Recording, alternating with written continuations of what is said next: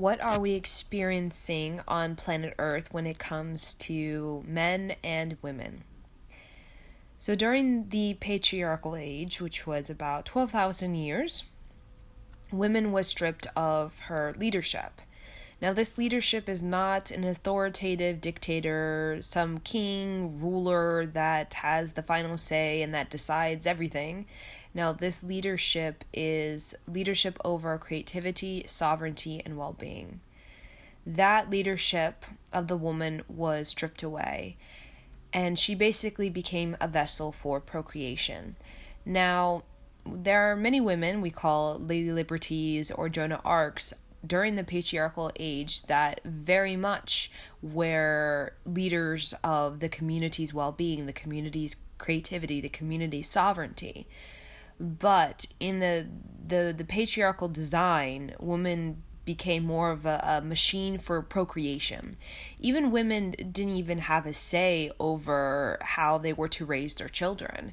The husband had the say. Whatever he wanted their children to be, the woman had to obey. And she had to raise her children according to the man's design for his family.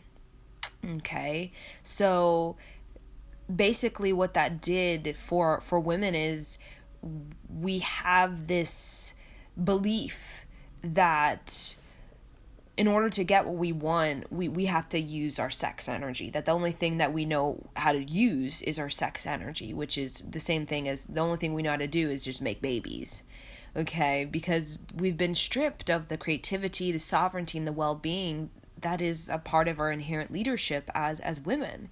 So that bred what we call a big culture of, prostitution, sex trade, just worldwide women selling themselves.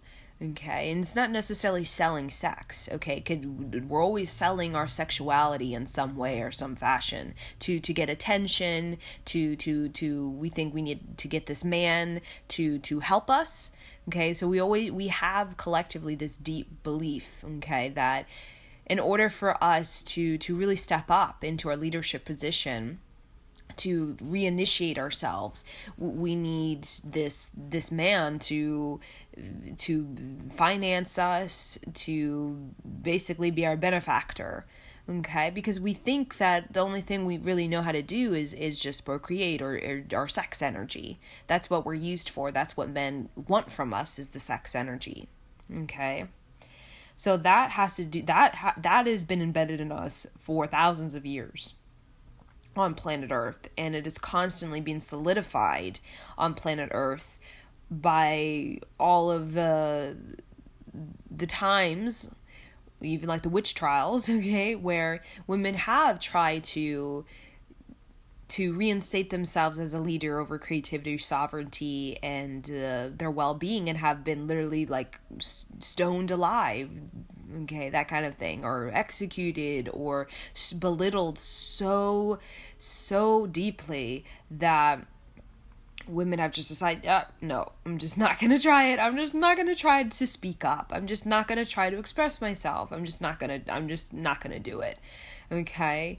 So right now on the planet, as we enter into the Aquarian age, which is marking the transition from patriarchal design, okay, for 12,000 years or so, even before the Roman period. You think of the medieval, the Romanesque, the Roman period, that's very much what we call the pioneer, the spokesman. Those are the ages of the spokesman for the patriarchal, okay, that bled into many regions on this planet Earth. Okay, so what's going on is we are transitioning into what we call a balance. Okay, it's a balance of the scales. Okay, just like what any Lady Liberty of planet Earth has been about. Balance is a two-way street, collaboration. Okay, so we are the women of this Aquarian age is being reinitiated into leadership. So leadership over creativity, leadership over sovereignty, leadership over well-being, okay? And what this is doing is it's bringing back a collaborative state on planet Earth. We were not very collaborative during what we call the patriarchal design. It was more so of competition and aggression. So we could see it as the kinghood. I'm not going to collaborate with the neighboring territories. I'm just going to kind of dominate. I'm just going to like cut the head off of the king and get what I want.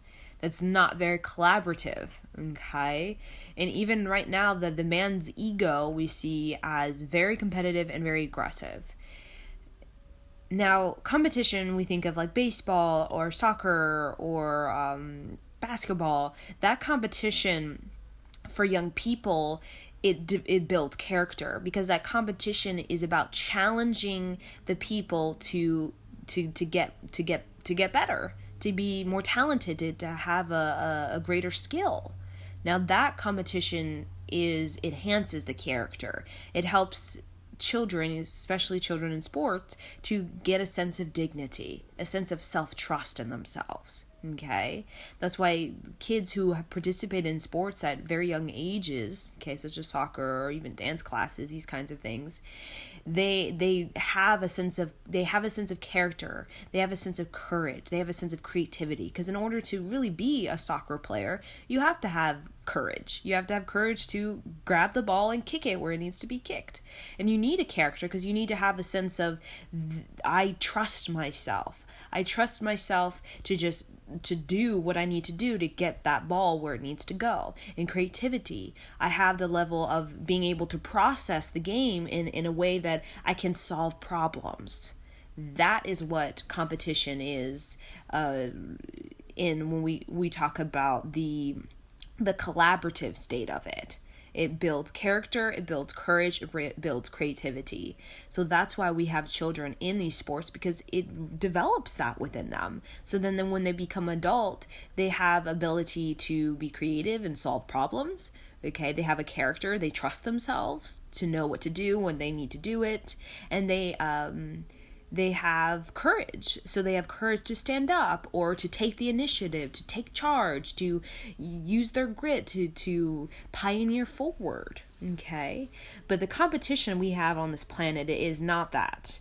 So competition for man ego is, I'm going to belittle you so that you feel less about yourself, so that I feel like I have the upper hand and I have the more energy to be better at whatever, be better than you.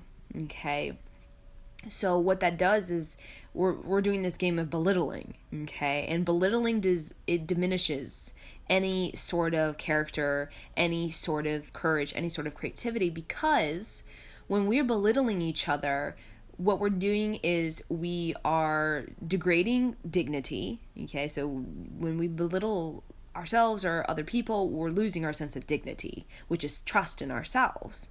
Okay, trust in our talents, and we begin to think that in order to get what we want, we have to play games. Okay, we have to present facades, or we have to be fake, and that's what we're diminishing the character, which is the dignity. And creativity, we begin to, through the self-belittling, we lack that ability to solve problems, which is a collaborative thing. Okay, which is an ability to bring remedy, to bring harmony to what we're trying to do. Okay, and then it becomes this self-belittling of this friction, this constant conflict with ourselves and with other people that just never ends. It just never ends. It keeps going. So whenever we have that constant conflict, it means that there's no harmony, there's no remedy, there's no balance of the scales. Just like in soccer.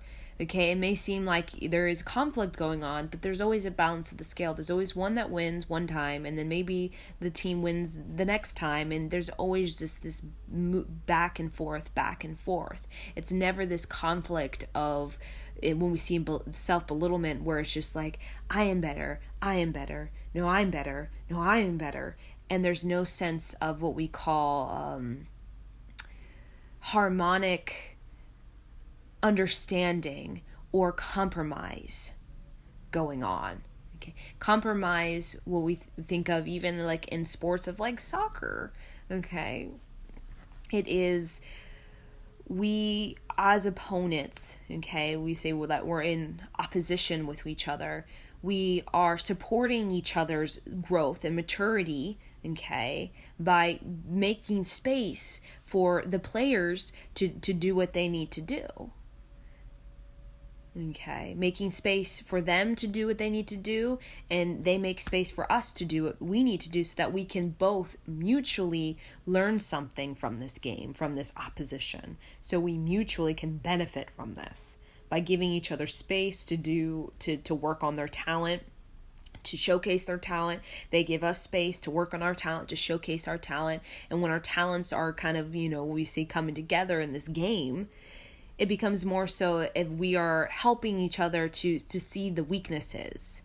Okay, I'm showing you your weakness in how you maneuver the ball as a soccer player, and you are showing me my weakness in how I maneuver the ball. So basically, by showing each other the weaknesses, we are helping each other to get stronger, to get more creative, to have a better trust in ourselves.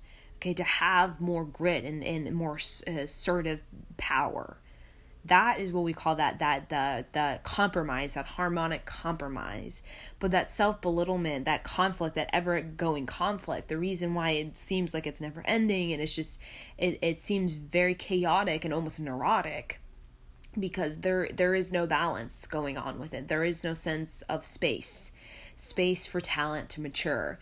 And in any sort of competition, when we talk about the collaborative kind that we give to children, really, it's more so about supporting each other.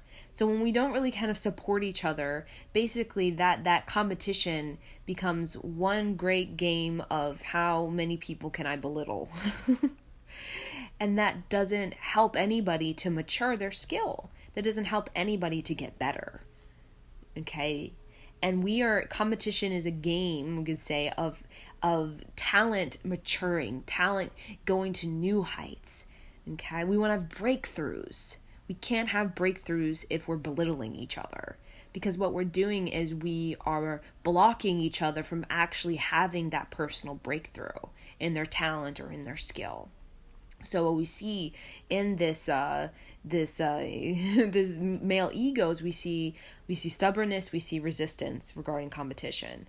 Okay, I am resistant, I am stubborn to give this person space, okay, to be their talent, because I want to dominate everything.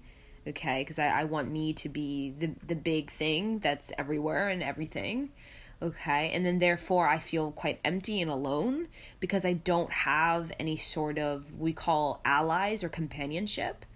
Okay, ally is space. You're giving each other space to grow and mature. You support each other. You're witnessing each other evolve to greater levels of character, of creativity, of courage. Okay, and then that aggression we have in that male ego is very much like attack. I need to attack this, whatever it is. It is this business, or attack this consumerism, okay, to get myself everywhere. But what part of that male ego, what's happening is that there's this great emptiness going on. Okay, there's an emptiness in a lot of these men, because without collaboration, there is no sense of getting finer and wiser. It feels just conflict after conflict. Okay? And it doesn't feel supportive or encouraging. So that's why this, we call about the woman who is very much like kind of left on the sideline, just left on the sideline. She's being initiated back into her character, into her courage, into her creativity, so that she can basically bring back this sense of this harmonic compromise between men and women on this planet. So, like I've mentioned, women are the voice of reason. Okay, they are the intuition. They are the wisdom holders of this planet Earth. Okay, now how this is helpful to men is that it brings a man to his heart. So in the patriarchal age, even like when we think of like the Romans, the Romanesque, the medieval, men are very kind of aggressive at getting the things that they want to get. I'm going to go kill the king so I can be king, or that kind of behavior. They've been very like animalistic, okay? So part of the woman's gift and why men do look for women relationships more than women are inclined to find a man, because men know that a woman can bring them to their heart, okay? A woman speaks to their heart. But unfortunately, women have been taught for so long that their heart doesn't mean anything, just their vagina or just their sex energy, that a lot of women, they don't understand the magnetic power of the heart and how it really is the energy that brings a man closer to her. Okay, we think that the sexual energy is how to draw the men to us, because that's all we know. We only know like that we're just procreation machines, and that's that. We don't know about the magnetic heart. We don't know about how men are in awe of our giant heart. We don't think of that. We think of that as weird, or we think of that as like witchcraft or something like that. But as we continue to move forward in the Aquarian age, we're starting to realize that the emptiness with men, okay, there's so much sex going on this planet, okay, it's like sex everywhere, sex, we're addicted and like obsessed with sex, and we're participating in all this sex, and we're still feeling empty inside, okay, men are feeling empty inside, and women are feeling like degraded inside, so it's just creating this overall, it's more of, dampering, the sex is more like dampering than it actually is elevational, where women feel dampened by it because they feel like a little bit like they lost a little bit of their dignity, and then men feel a little bit degraded, as in they feel kind of empty, like this is not really meaningful to me, okay? So overall it's more like, oh wow, this is kind of dampering, this is not really it, we know this is not it, this is fun, hot in the moment, but then it doesn't really bring us to where we want to go, which is, as a man, he wants to go to his heart, and as a woman, she wants to go to, we could say, her crown. This is interesting. Man want to get to his heart, women wants to get to her crown. And a crown for a woman is a woman who is basically visionary. She is, we could say, even angelic. Okay, that's the crown of woman. She's visionary. She's almost quite angelic. Okay, and you don't need to necessarily be a woman, you just have that feminine energy. Okay, so men who experience, let's say, a relationship with a woman who does bring him to his heart in any way, he never forgets her. And I've seen that. Men with women who just like sex stuff, and then men with women who are very like giant hearted. Always that man is drawn to that woman with a giant heart in the end. Okay, but the thing is, it's so tempting and it's so seducing on this planet for men particularly to just do the animalistic thing, because it's available everywhere. Like I've mentioned, like prostitution, sex trade, I mean, it's heavy duty on this planet at this time. There is so much kind of, you could go on Tinder and just get sex. It's just freely available everywhere. So men who don't, let's say, have that mother or even a sister or even like a friend, a girlfriend as a young man, or a girl that's a friend who really has that voice of reason, or who has it in her aura, that giant heart of a woman who can see a bigger picture, who has more of a humanitarian environmentalist sort of expansion in their view. Well, it's going to be so easy for men to just kind of like, slip into that kind of life, okay, where the all of the pornographic stuff, okay, it's very, very tempting and seducing on this planet to just, get the quick stuff, okay, the very cheap, inexpensive, very quick stuff, okay, but what that does to a man is it brings him deeper into his animal self and further away from his heart, okay? and they can get so deep in that animal self where that heart, that, their heart chamber, okay, their giant heart is almost like it's not, it's like, I can't even feel it. So that's the emptiness, when men can't even feel their heart. That's the numbness. When we think about like men, literally, regardless of age, where you look at them like, oh my God, you're so numb. Like, what is going on? Like, you have no liveliness to you. Like, what's up? There's no liveliness. It's because they've gotten tempted, seduced into that animal, that now they can't really experience the impact of their own heart, because their own heart is sleeping, So the women in the Aquarian age, what's going on with women is that they are basically getting their hearts very ginormous. Okay, and this is the natural design of women. Women have ginormous hearts. They have like a bigger heart than we can say men do. Okay, they have a bigger electromagnetic field than we can say men do at the heart. Because women are the ones that carry the heartbeat of the child.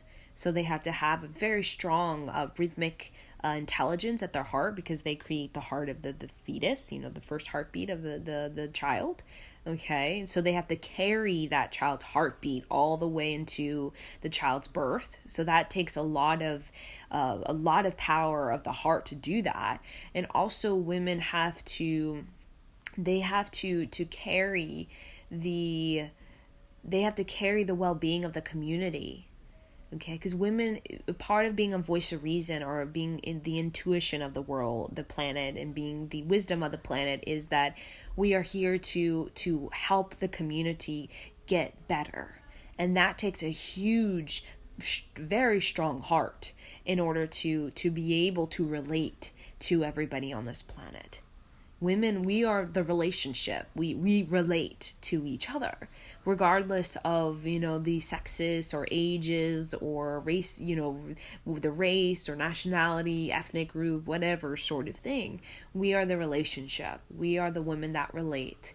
We relate to the community, and we're the ones that kind of include each other, share with each other, and care for each other, like a secret society.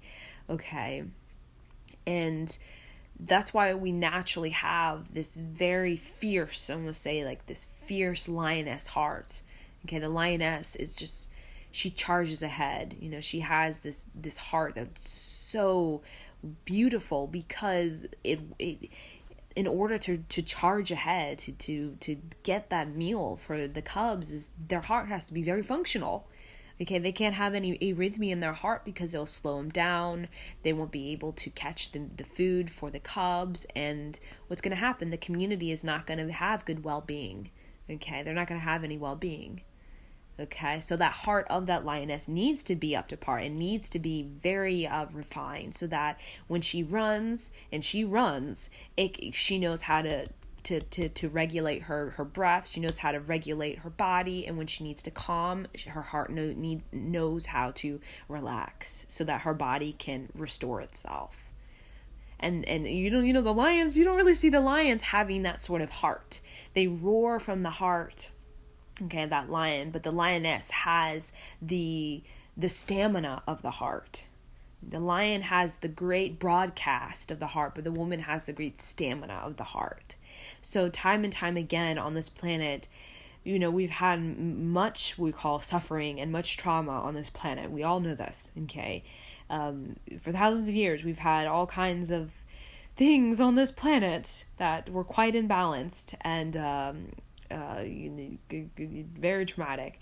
And a part of how we didn't collapse, okay, we rised above, is the stamina in our heart as a woman. The stamina in our heart is how we were able to get through the periods of the Reign of Terror and the French Revolution, the bubonic plague, the genocide of the Holocaust, okay, the genocide of the Native Americans. I mean, that's heavy duty stuff. And the reason we got through it as a planet Earth is because we have stamina of the heart. We know how to charge ahead when we need to, just like a lioness, and we know how to relax when we need to relax, so we can restore our body back to, we call just a calm state, so it can kind of heal and repair itself. we know how to do that. It's just a part of just our natural self. So with women kind of remembering that, like reteaching themselves this the beauty of their heart, okay, man, okay, he's gonna be given a chance, an opportunity to rise into his heart, where he can become what we call the architect. So men represent builders and architects, okay, while women represent map makers and visionaries. That's kind of the cosmic teamship of man and woman. So, but the thing is, men have the building and the architectural skills, okay, in them, okay, because it's a part of their native talent, but they don't necessarily have the map or the vision on why are they building, what is the meaning for this, whatever I'm trying to build, whatever I'm architecting into my life, like what is the meaning for it? A lot of men don't know. It's just money, or it becomes like, I just want more money. That's it. So it's a little bit of an emptiness when it's only just money, okay? Because that is, it's not relatable. You can't relate to people just being that. Meaning is like a vision, it's like a map. There's a sense of a greater purpose, like a sense of mission, like a humanitarian or environmentalist mission. That is vision, that is a map. It's always something humanitarian, it's always something environmentalist, because it supports the natural ecosystem. While the building just to make money, it doesn't really support anything. Okay, if there's no vision, if there's no map, it's just kind of like, it's just sitting in a bank account somewhere. I don't know, maybe being used for cars or for houses, but that doesn't really like go anywhere. It doesn't really feel, it's not lively, because it's not bringing them deeper into the support for the ecosystem. So it becomes quite what we call a shallow or cheap win. It's a cheap win, but in the long run, it becomes quite like boring, and it becomes quite like meaningless, and it becomes quite empty. Like I have this, but I don't think this actually does anything for anything, just for me. But I don't see it actually like been contributing to the planet. I don't really see how this is contributing to anything except myself and just this whatever's around me kind of thing. Okay, so with women coming into their map maker ability and their visionary ability, men are, the chance and the opportunity for man is to step into his inspiration again, for man to be inspired to overcome the seduction and the temptation to just be an animal and just, sex with everybody, okay? A chance and opportunity for a man to come into his balance with himself, where he can become what we call humanitarian, somebody who brings balance to the ecosystem, somebody who uses their natural building and architectural skills to bring the best out of nature, not the worst, such as pollution and trash and plastic. That's the worst of nature. Okay, when we think about collaboration, it's about bringing the best out of each other. Okay, it's like kind of like you do this and I do that, and there's sometimes I win, sometimes you win, but overall we're pushing each other, we're challenging each other to move beyond our limitations and to have a sense of breakthrough.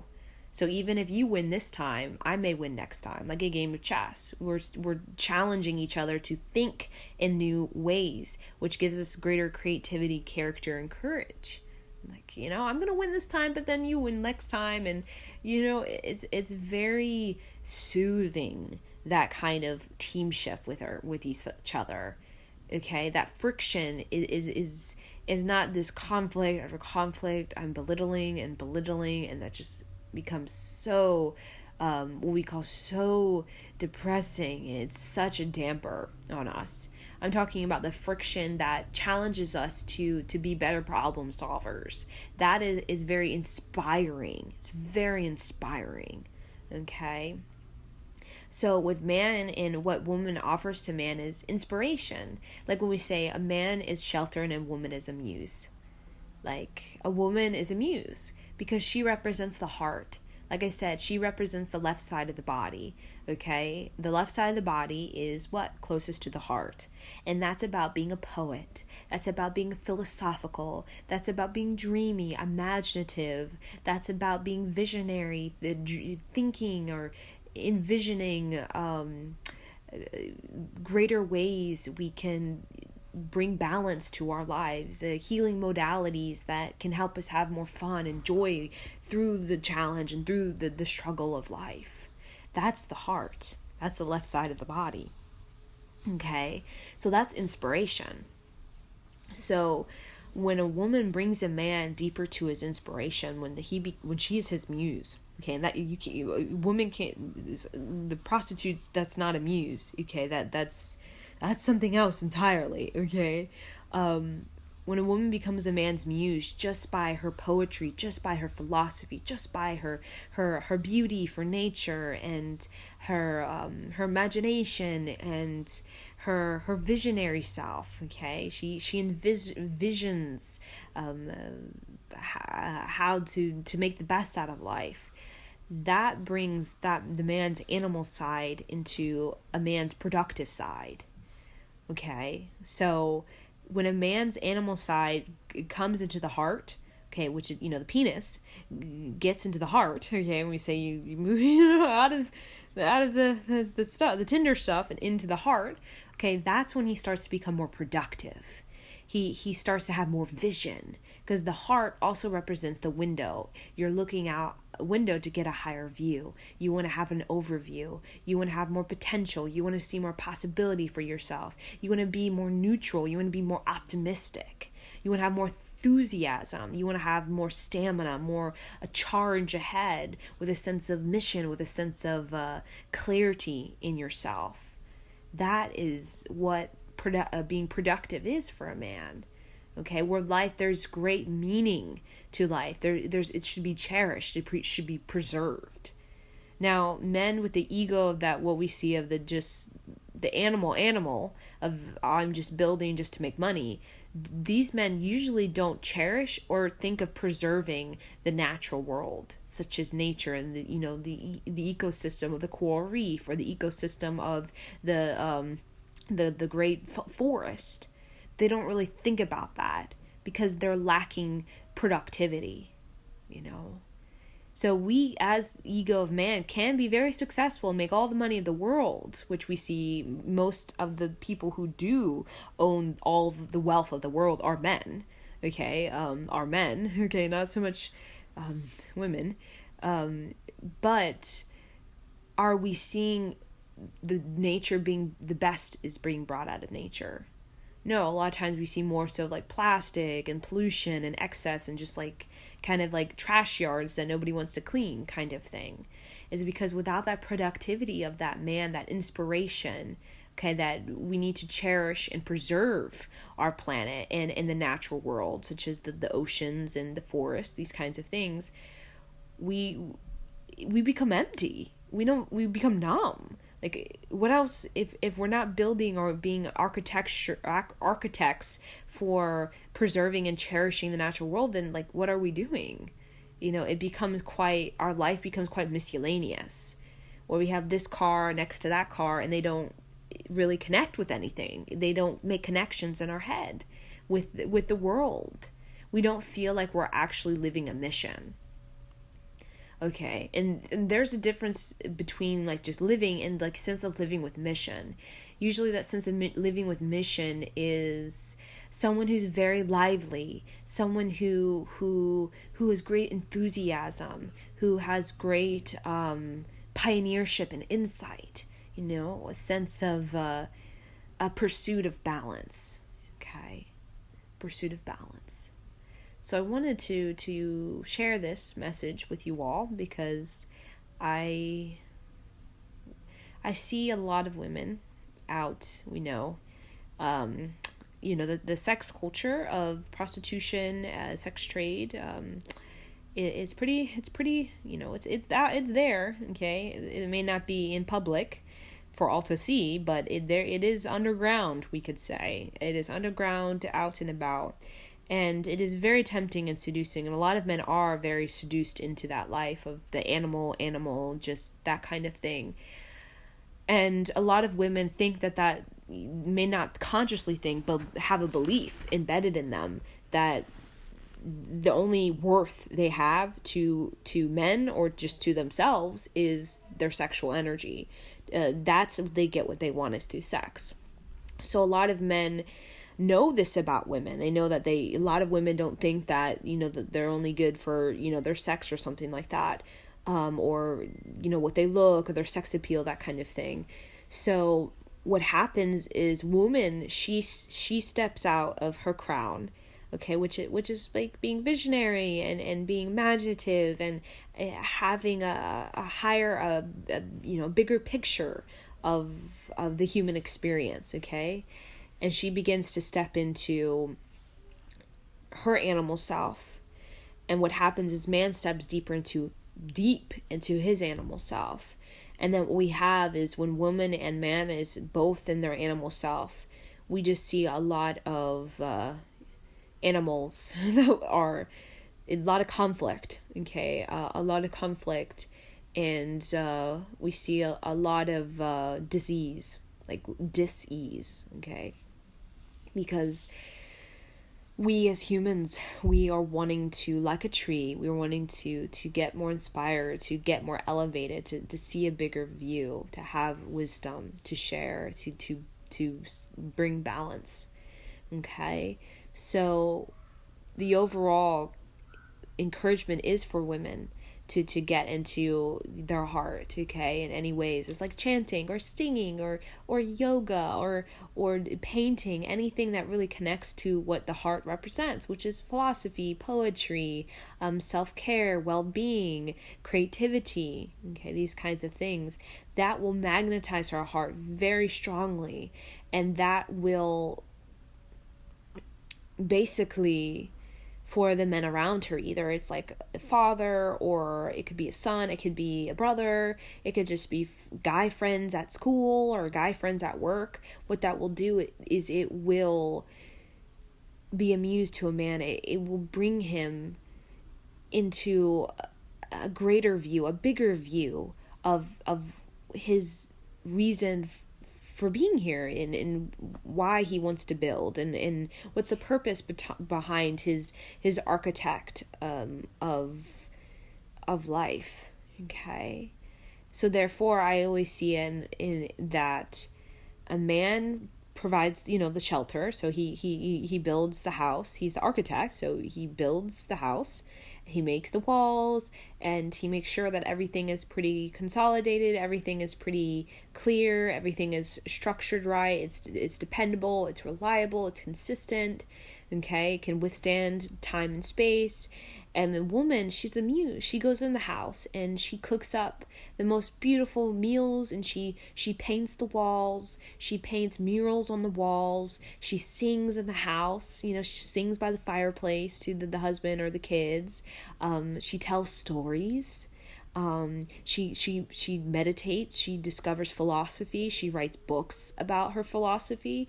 And what happens is inside that shelter, it becomes this beautiful just haven with all these murals, with all of even the songs. You can still hear them in the house echoing off the walls. There's paintings, there's stories, there's books.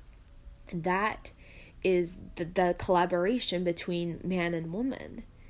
And what that does for man is seeing the house look so beautiful with all of these pictures and stories and musics and philosophy, is that it encourages him, it supports him to maybe build more house, okay, or build another house, so kind of thing, or expand upon the house so that the woman has more room, more walls to paint on, more spaces that she can sing in, more rooms that she can write philosophy in, okay? And that's kind of what I see as the ancient past of man and woman. Okay, so yes.